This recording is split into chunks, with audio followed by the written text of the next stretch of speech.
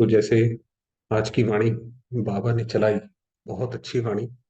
बाबा ने बोला कि आपको ताकत कैसे मिलेगी, और दूसरा ये कैसे चक्र जो है वो चलता रहता है।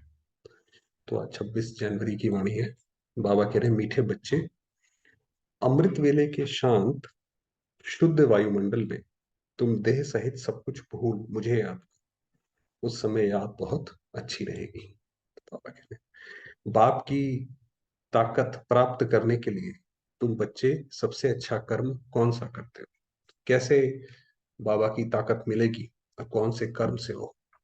बाबा कह रहे सबसे अच्छा कर्म है बाप पर अपना सब कुछ तन मन धन सहित अर्पण करना। कि जैसे हम मंदिरों में जाते थे पहले और थोड़ा सा प्रसाद चढ़ा के सोचते थे बस आज का बहुत भक्ति हो गई, तो वास्तव में वो इतना ही नहीं है। ऐसा नहीं है कि अर्पण करने के नाम पे हमने बकरे को काट दिया और बोला कि उसकी बलि चढ़ी। बलि तो हमें अपनी चढ़ानी। तो बाबा ने कहा जो है वो बाबा पे सफल बाबा का हुआ। जब तुम सब कुछ अर्पित करते हो तो बाप तुम्हें रिटर्न में इतनी ताकत देता है जिससे तुम सारे विश्व पर सुख शांति का अटल राज्य कर सको। ब्रह्मा बाबा के सामने इतनी परिस्थितियां आई, बाबा कैसे अडिग रहे?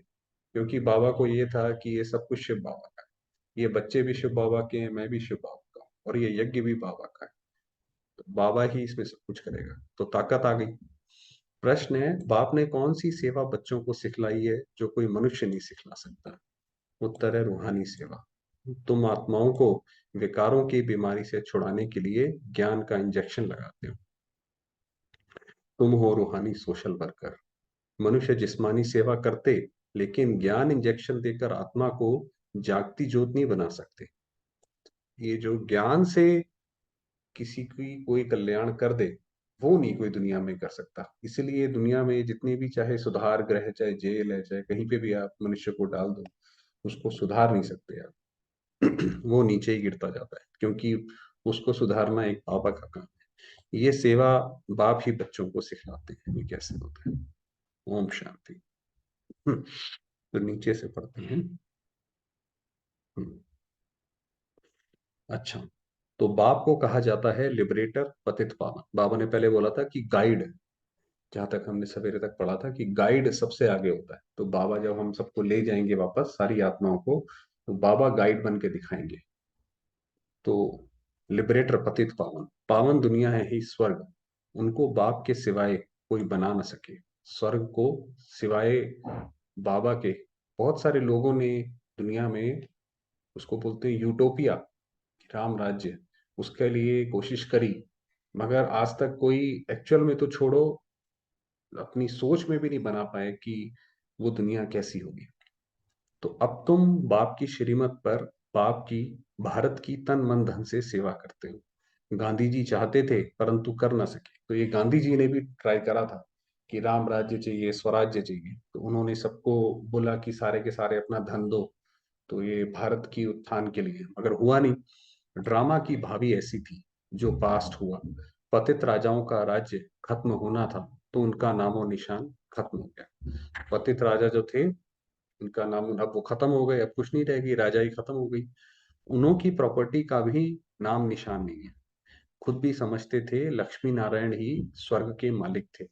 तो काफी सारे जो राजा थे, जैसे अभी किसी ने बताया था कि नेपाल के भी जो राजा थे वो अपने आप को विष्णु का वंशज मानते थे, कि जैसे कि वो विष्णु का अवतार है, तो ये समझते थे।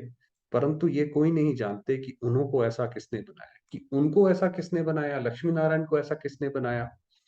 जरूर स्वर्ग के रचयिता बाप से वर्षा मिला होगा, और कोई इतना भारी वर्षा दे न सके। ये बाबा के अलावा ये कोई ऐसा नहीं सिखा सकता। ये बातें कोई शास्त्रों में नहीं है, गीता में है, परंतु नाम बदलते। बाबा ने कहा एक तो कहीं और है नहीं, और गीता में भी है, तो वो उसका जो सही भाव है वो ले पाना बहुत, उसमें एक बड़ी काम है। कौरव और पांडव दोनों को राजाई दिखाते हैं, परंतु यहाँ तो दोनों को राजाई नहीं है भाई। महाभारत में क्या दिखाते हैं कि भाई कौरव के पास राजाई थी, पांडव मांगने गए, उन्होंने दिया नहीं। तो दोनों को राजाई दिखाते हैं, फिर थोड़ा सा था उनके पास, फिर उन्होंने आक्रमण करा।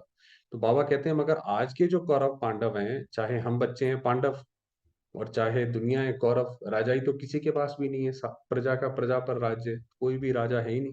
तो अब बाप फिर स्थापना करते हैं, तुम बच्चों को खुशी का पारा चढ़ना चाहिए। अब नाटक पूरा होता है कि हमारा भाग्य सबसे ऊंचा है। बाबा ने कहा और कुछ भी योग ना लगाओ, बस इसी में रहो कि हमारा भाग्य सबसे ऊंचा है, हम जा रहे हैं, हम स्वीट होम में रहने वाले हैं। कि बाबा कहता है कि तुम्हारा ये खुशी का पारा चढ़े, चलो अब ये नाटक पूरा हुआ, अब हमें सारा ज्ञान प्राप्त हुआ, अब हम यहाँ से मुक्त हुए, चलो भाई चले। वो लोग कहते हैं फलाना पार निर्वाण गया, वह ज्योति ज्योत में समाया, सन्यासियों के लिए ऐसे कहते हैं। अथवा मोक्ष को पाया। भारतवासियों को स्वर्ग मीठा लगता है, वह कहते हैं स्वर्ग पतारा। माना कोई जब सन्यासी मरता है तो उनके लिए कहते हैं भाई ये समा गए, ज्योति ज्योत में समा गए, कि वो, क्योंकि वो मोक्ष की चाहना करते हैं। मगर भारतवासी बोलते हैं कि भाई वो स्वर्ग सिधारा, बहुत नॉर्मल लैंग्वेज में यूज करते हैं। बाप समझाते हैं मोक्ष तो कोई पाता ही नहीं है। और बाबा ने इसका आगे भी बताया कि क्यों मोक्ष कोई नहीं पा सकता। सभी का सदगति दाता बाप ही है, तो वह जरूर सबको सुख ही देगा। भाई अगर शिव बाबा भगवान कौन है, वो सभी का सदगति दाता है। अगर एक ने भी मोक्ष प्राप्त कर लिया तो बाबा उसका तो सदगति दाता हुआ ही नहीं, तो उसके लिए तो भगवान ही नहीं हुआ बाबा, उसका पिता भी नहीं हुआ, क्योंकि वर्षा ही नहीं मिला तो पिता भी नहीं। तो बाबा ने कहा वो मगर और मोक्ष को मांगते क्यों है, क्योंकि उन्हें लगता है ये दुनिया सदैव दुख की है, इस दुनिया में सदैव दुखी है। तो बाबा कहता है ऐसा नहीं है, वह जरूर सबको सुख ही देगा, शिव बाबा सबको सुख देगा, दुख नहीं दे सकता। एक निर्वाण धाम में बैठे और एक दुख भोगे, ये बाप सहन नहीं कर सकते। अब ये बाबा ने बोला कि कोई मोक्ष पाके कोई परमानेंटली वहां बैठ जाए और बाकी सारे बच्चे वहां रहे, बाबा ने कहा ये अन्याय नहीं हो सकता, तो मोक्ष किसी भी तरह से नहीं मिल सकता। बाप है पतित पावन, एक है मुक्ति धाम पावन, दूसरा है जीवन मुक्ति धाम पावन। दोनों ये पावन है, परम धाम भी और सतयुग भी। फिर द्वापर के बाद सभी पतित बन जाते हैं, पांच तत्व आदि सब तमो प्रधान बन जाते हैं। फिर बाप आकर पावन बनाते हैं, फिर वहां पवित्र तत्वों से तुम्हारा शरीर गोरा बनता है। जब ये हमने अपने योग से प्रकृति को पावन बना दिया, उसके एवज में, उसके बदले में हमें क्या मिलता है कि हमारा शरीर वहां पे बड़ा हेल्दी रहे। जैसे यहाँ हमें दिक्कत रहती है, यहाँ दर्द वहां दर्द, वहां सब ये सब नहीं रहेगा, नेचुरल ब्यूटी रहती है। इसीलिए देवताओं को मेकअप करने की जरूरत नहीं है। और आप जो पुराना भारत का इतिहास पढ़ेंगे उसमें भी लोग नहीं करते थे मेकअप, वो फैशन वगैरह इंडिया नहीं मानता था। उनमें कशिश रहती है क्योंकि यहाँ नेचुरल ब्यूटी इतनी थी। भाई मेकअप तो उसको करने की जरूरत है जिसको कुछ दाग धब्बे कोई परेशानी है, जिसकी नेचुरल ब्यूटी है उसको क्या जरूरत है। श्री कृष्ण में कितनी कशिश है, नाम ही है स्वर्ग तो फिर क्या। परमात्मा की महिमा बहुत करते हैं अकाल मूर्त, फिर उनको ठिक्कर भित्तर में ठोक दिया है। जैसे ही बाबा, होता क्या है कि जैसे ही शिव बाबा श्री कृष्ण की महिमा शुरू करते हैं तो ब्रह्मा बाबा को विचार चलता है कि नहीं नहीं, महिमा तो शिव की होनी चाहिए। तो आप देखेंगे जैसे ही दो शब्द आएंगे कि श्री कृष्ण बहुत महान है, वैसे ही ब्रह्मा बाबा बोल देंगे कि नहीं नहीं, महिमा तो सारी शिव बाबा की है। तो जैसे बोला कि श्री कृष्ण में कितनी कशिश है, नाम ही है स्वर्ग तो फिर क्या। तो फिर एकदम से बाबा ने बोला, जैसे कि ब्रह्मा बाबा ने, परमात्मा की महिमा बहुत करते हैं अकाल मूर्त, मगर उनको फिर ठिक्कर भित्तर में ठोक दिया है। बाप को कोई भी जानते नहीं, जब बाप आए तब आकर समझाए।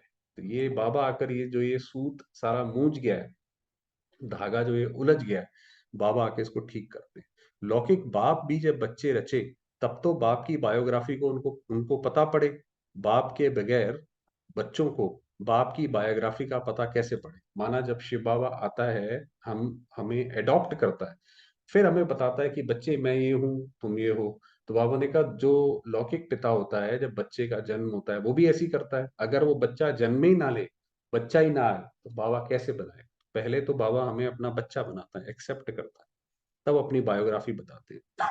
अब बाप कहते हैं लक्ष्मी नारायण को वरना है, माना उन्हें वरमाला डालनी है तो मेहनत करनी पड़े, जबरदस्त मंजिल है, बहुत भारी आमदनी है।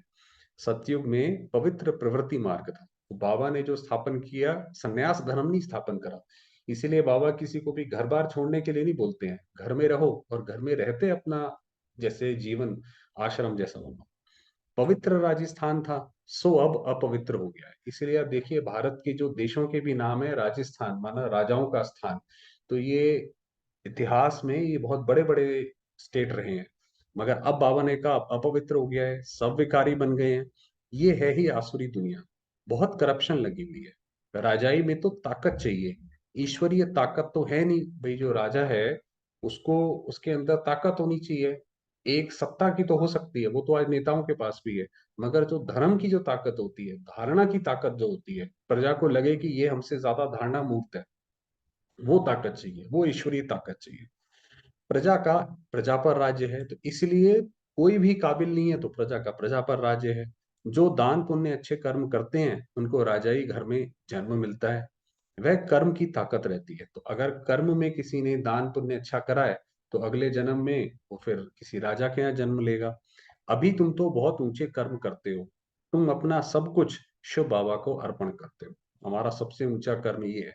तो शिव बाबा को भी बच्चों के सामने सब कुछ अर्पण करना पड़े। तो देखिए बाबा ने अपना बताया कि जैसे हम बाबा के प्रति समर्पित हुए, बाबा की सेवाओं में समर्पित हुए, तो बाबा भी हमारे लिए जैसे समर्पित है। ये तो दोनों साइड का सौदा है। तुम उनसे ताकत धारण कर सुख शांति का अटल अखंड राज्य करते हो। प्रजा में तो कुछ भी ताकत नहीं है। ऐसे नहीं कहेंगे कि धन दान किया तब एमएलए आदि बने। धन दान करने से धनवान घर में जन्म मिलता है। अब बाबा उसकी थोड़ी बारीकी में जा रहे हैं कि ऐसा नहीं है कि किसी ने धन दान करा तो वो प्राइम मिनिस्टर एमएलए बन गया।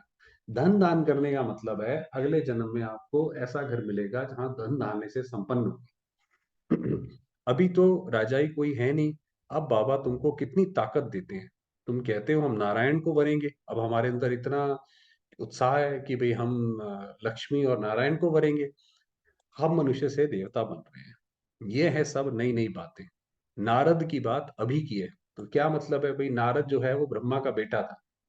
तो नारद ने जब बोला कि मैं लक्ष्मी को वरूंगा, तो उसको बोला भाई तुम चेहरा देखो, तुम बंदर जैसे हो। बंदर जैसे हो माना कि उसके अंदर बंदर जैसे विकार थे। तो अगर हम भी हैं ब्रह्मा की संतान और जाते हैं सतयुग में, वरना चाहते हैं लक्ष्मी को, और विकार अंदर है, तो कैसे बनेंगे? नहीं हो सकता।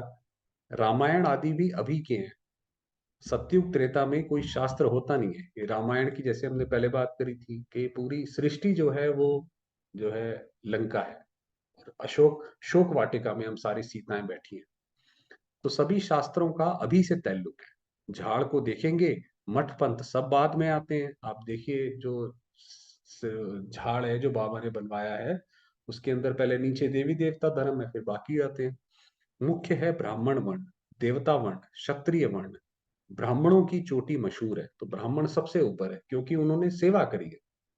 जब विश्व को सबसे ज्यादा जरूरत थी तो ब्राह्मणों ने सेवा करी है, इसलिए ब्राह्मण सबसे ऊपर है। ये ब्राह्मण वर्ण सबसे ऊंचा है, जिसका फिर शास्त्रों में वर्णन नहीं है। विराट रूप में भी ब्राह्मणों को उड़ा दिया है। ड्रामा में ऐसी नूंद है। तो बाबा ने कहा इसमें कोई चिंता की बात नहीं है, ड्रामा ऐसे बना हुआ है। दुनिया के लोग ये नहीं समझते कि भक्ति से नीचे उतरते हैं, वास्तव में भक्ति करते करते नीचे आते हैं। भाई वो पहले कहीं आपने पढ़ा होगा कि कहते थे भाई भारत में मंदिर जगह जगह पर हैं, और जो है क्राइम भी सबसे ज्यादा है। मंदिर भी बढ़ते जाते हैं, सन्यासी भी बढ़ते जाते हैं, क्राइम भी बढ़ता जाता है। तो यानी भक्ति करते करते नीचे आ रहे हैं। कह देते हैं भक्ति से भगवान मिलता है, बहुत पुकारते हैं, दुख में सिमरण करते हैं, सो तो तुम अनुभवी हो। तो आपने कहा ये तो तुम जानते हो। वहां दुख की बात नहीं है सतयुग में। यहाँ सब में क्रोध है, एक दो को गाली देते रहते हैं। फिर दूसरी बात, अभी तुम शिवाय नमः नहीं कहेंगे। शिव तो तुम्हारा बाप है ना। तो अब हम जो है शिवाय नमः या उसकी कोई पूजा करने की बात नहीं है। अब तो हमारा वो पता पड़ गया, वो तो हमारा पिता है, अब तो हमारा संबंध है उससे। बाप को सर्वव्यापी कहने से ब्रदरहुड उड़ जाता है। माना जो ये कहते हैं आपस में भाई भाई, तो आप जब पहले ये तो बताओ भाई भाई कैसे, कि हमारा पिता सेम है तभी तो भाई भाई हुए। जब ये बोल दिया कि हम सारे ही भगवान हो गए, भगवान हर जगह है, तो फिर भाई भाई कैसे हुए? वो तो उड़ गए। भारत में कहते तो बहुत अच्छा है, हिंदू चीनी भाई भाई, चीनी मुस्लिम भाई भाई। भाई भाई तो है ना, एक बाप के बच्चे हैं। इस समय तुम जानते हो हम एक बाप के बच्चे हैं, तो दुनिया में कोई नहीं जानता। सिर्फ कह देते हैं हिंदू चीनी भाई भाई। इसलिए इंडिया ने जब 62 में बोला हिंदू चीनी भाई भाई, उसके बाद चाइना ने अटैक कर दिया। उनको समझ नहीं आया ना कि एक बाप है, हम उसके बच्चे हैं, तो इसीलिए शायद अटैक कर दिया। ये ब्राह्मणों का सिजरा फिर से स्थापन हो रहा है। सिजरा माना जैसे कि वृक्ष। इस ब्राह्मण धर्म से देवी देवता धर्म निकलता है, देवी देवता धर्म से क्षत्रिय धर्म, क्षत्रिय से फिर इस्लामी धर्म निकलेगा। सिजरा है ना, जैसे पेड़ की शाखाएं निकलती जाती हैं, जैसे जैसे वो बड़ा होता जाता है, तो ऐसे ऐसे ही निकलेगा। फिर बौद्धि क्रिश्चियन निकलेंगे। ऐसे वृद्धि होते होते इतना बड़ा झाड़ हो गया। ये है बेहद का सिजरा। वह होता है हद का। जो बाकी जो पेड़ या जो होते हैं वो तो हद के हैं, ये बाबा ने कहा ये बेहद का बाबा मनुष्य सृष्टि का समझा रहा है। ये डिटेल की बातें जिसको धारण नहीं हो सकती। अब देखिए भगवान क्या बताते हैं। भाई इतनी सारी बातें बता दी कि लक्ष्मी नारायण ये वो, बाबा ने कहा अगर ये सारी बातें धारण नहीं कर सकते हो, नहीं समझ आती हैं, कोई बात नहीं। उनके लिए बाप सहज युक्ति बताते हैं। तो बाबा कहते हैं अच्छा और कहीं कुछ भी ना करो, कि बाप और वर्षे को याद करो, बस और कुछ मत करो। भाई एक शिव बाबा और उससे हमें क्या मिलता है, बस यही याद करो, तो स्वर्ग में जरूर आएंगे। तो बाबा ने कहा स्वर्ग में, क्योंकि बाबा के पास बूढ़ी बूढ़ी माताएं, कोई पढ़ी लिखी भी नहीं होती थी कई कई, तो वो कैसे ये सब इतनी बात समझेंगी, एक उम्र भी ज्यादा। तो बाबा ने कहा और कुछ ना करो, बस आप बाप और वर्षे को याद। बाकी ऊंच पद प्राप्त करना है तो उसके लिए पुरुषार्थ करना है। ये तो तुम बच्चे जानते हो, शिव बाबा भी तुमको समझाते हैं, ये बाबा भी समझाते हैं। वही ब्रह्मा बाबा भी समझाते हैं, शिव बाबा भी समझाते हैं। वही हमारी तुम्हारी बुद्धि में है। भल हम शास्त्र आदि पढ़े हुए हैं, ब्रह्मा बाबा ने शास्त्र पढ़े हुए थे, परंतु जानते हैं इन सबसे कोई भगवान नहीं मिलता, शास्त्रों से कोई भगवान थोड़ी मिलता। शास्त्रों से भगवान मिलता होता तो दुनिया की अजय हालत थोड़ी होती। बाप समझाते हैं मीठे मीठे बच्चे शिव बाबा को और बरसे को याद करते। सारा ज्ञान का सार है। बाबा अब कैसे याद करो, बाबा ने वो बताया। बाबा आप बहुत मीठे हो, कमाल है आपकी, ऐसे ऐसे महिमा करनी चाहिए बाबा की। तो देखिए वो कहते हैं सिख धर्म में जप साहिब को, तो बाबा ने वो बताया कि साहिब को कैसे जपो। तुम बच्चों को ईश्वरीय लॉटरी मिली है, अब मेहनत करनी है ज्ञान और योग की, इसमें जबरदस्त प्राइज मिलती है तो पुरुषार्थ करना चाहिए। तो बाबा ने कहा इसमें पुरुषार्थ करो और चिंता ना करो, प्राइज इसकी बहुत अच्छी है। अच्छा, मीठे मीठे से खिलते बच्चों प्रति माता पिता बाप दादा का याद प्यार और गुड मॉर्निंग। रूहानी बाप की रूहानी बच्चों को नमस्ते। हम रूहानी बच्चों की रूहानी बाबा को नमस्ते। धारणा के लिए मुख्य सार, धारण क्या करना है। अब नाटक पूरा हो रहा है, अब ये नाटक जो है ये बस समाप्ति की ओर है। हम अपने स्वीट होम में जा रहे हैं, इस स्मृति से खुशी का पारा सदा चढ़ा है। भाई आपने किसी होटल में आप ठहरे, सवेरे आप जाने वाले हो, अब आप उस समय थोड़ी देखोगे कि भाई यहाँ इस होटल की ईंट खराब है, वो खराब है, ये सही नहीं है, वो सही नहीं है। अरे भाई सवेरे तो चले जाना है। इसी तरीके से हम ये बस जा रहे हैं, स्वीट होम में जा रहे हैं। पास्ट सो पास्ट कर इस अंतिम जन्म में पाप को पवित्रता की मदद करनी है। पीछे जो भी हुआ जैसा भी हुआ उसको बिंदी लगा दो, चलो आगे बढ़ो और आगे काम करो। तन मन धन से भारत को स्वर्ग बनाने की सेवा में लगना है। वरदान दिया, सर्व पुराने खातों को संकल्प और संस्कार रूप से भी समाप्त करने वाले अंतर्मुखी। बाप दादा बच्चों के सभी चौपड़े अब साफ देखना चाहते हैं कि पुराना सारा हमने किचड़ा था, जो भी हमने कोई गलत काम ये काम वो काम किए थे वो सारे साफ हो जाए। कैसे, योग से साफ हो जाए माना। थोड़ा भी पुराना खाता अर्थात बाह्य मुक्ता का खाता संकल्प व संस्कार में भी रहना चाहिए। सदा सर्व बंधन मुक्त, कहीं पे भी हमारा बंधन ना हो, और योग युक्त, इसी को ही अंतर्मुखी कहा जाता है। इसलिए सेवा खूब करो, लेकिन बाह्य मुखी से अंतर्मुखी बनकर करो। अंतर्मुखी बन के सेवा करो, अंदर में पहले बाबा को याद कर लो, फिर उसके बाद सेवा करो। अंतर्मुखता की सूरत द्वारा बाप का नाम बाला करो। आत्माएं बाप का बन जाएं, ऐसा प्रसन्न चित्त बनाओ। आपके पास कोई आत्मा आए दुखी, हर तरफ से हताश, और आप उसको खुश कर दो, ये है सेवा। स्लोगन है अपने परिवर्तन द्वारा संकल्प बोल संबंध संपर्क में सफलता प्राप्त करना ही सफलता मूर्त बनना है। भाई आपके सामने कोई चीज आई, आप परिवर्तन कर लिया अपने आप को अपने, तो सफलता मिल गई उसमें। ऐसे करो। चलिए थोड़ी देर बाबा को याद करते हैं।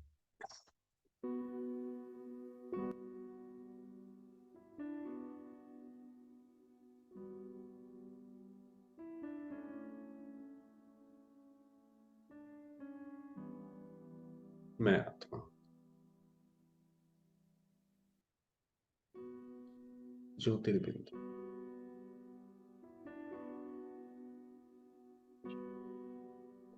चमकता सितारा।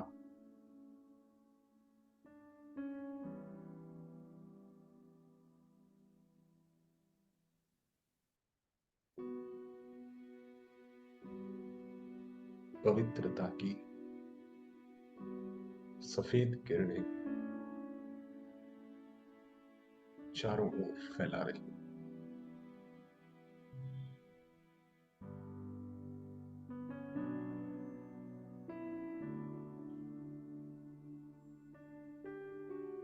ये शरीर, सारा वातावरण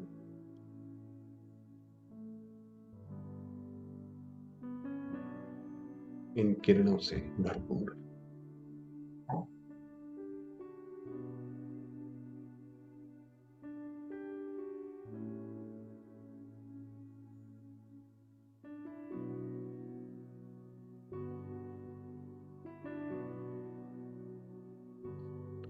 शिव बाबा निराकार,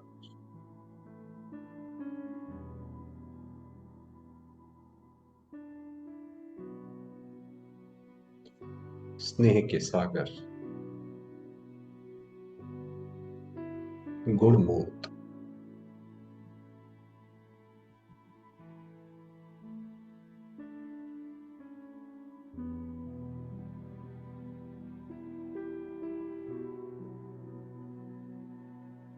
परम धाम में विराजमान है।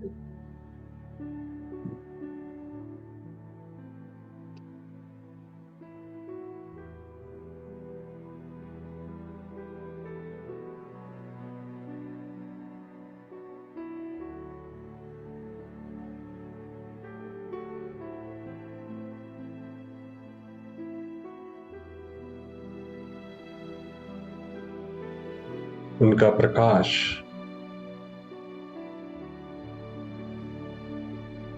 पूरे परम धाम में फैला हुआ है।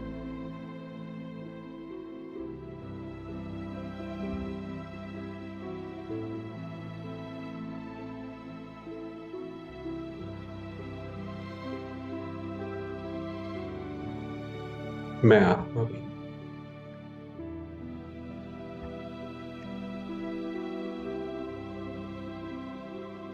परम धाम में स्थित हूं।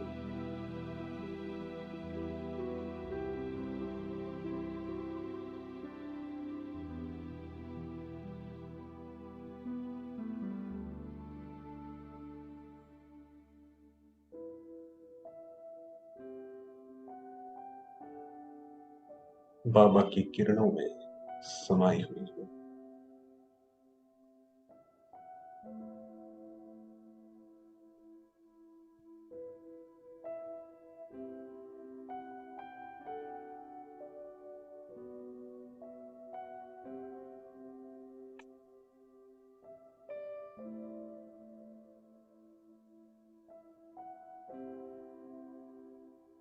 मेरा मन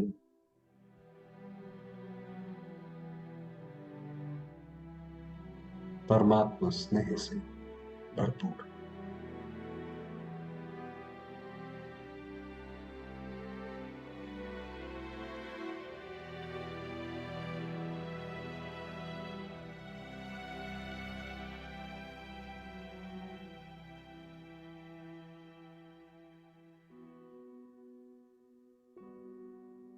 शांत,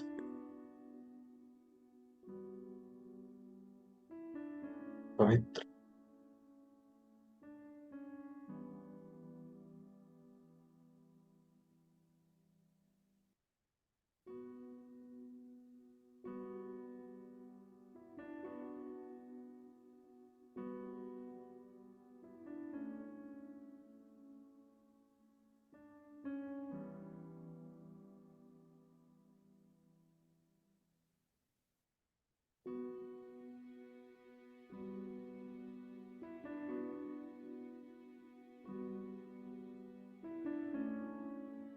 मैं आत्मा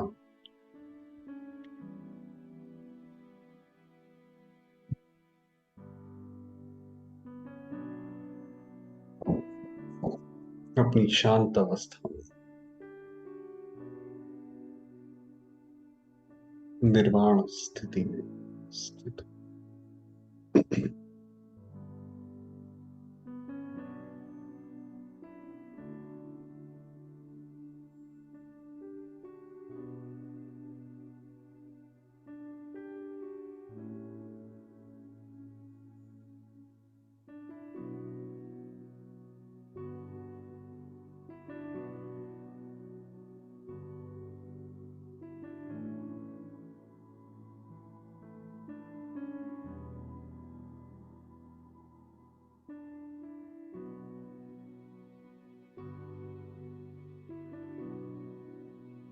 शांति, सूर्य की शांति को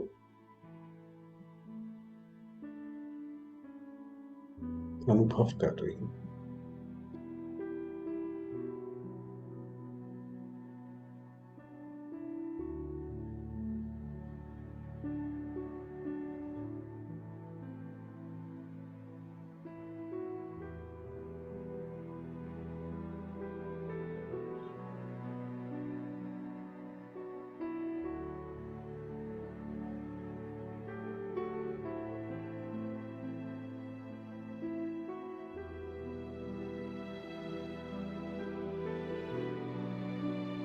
मेरे बाबा,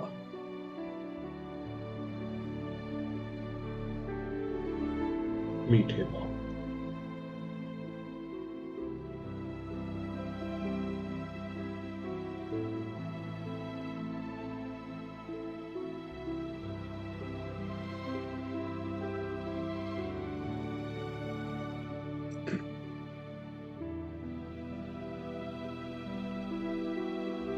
ओम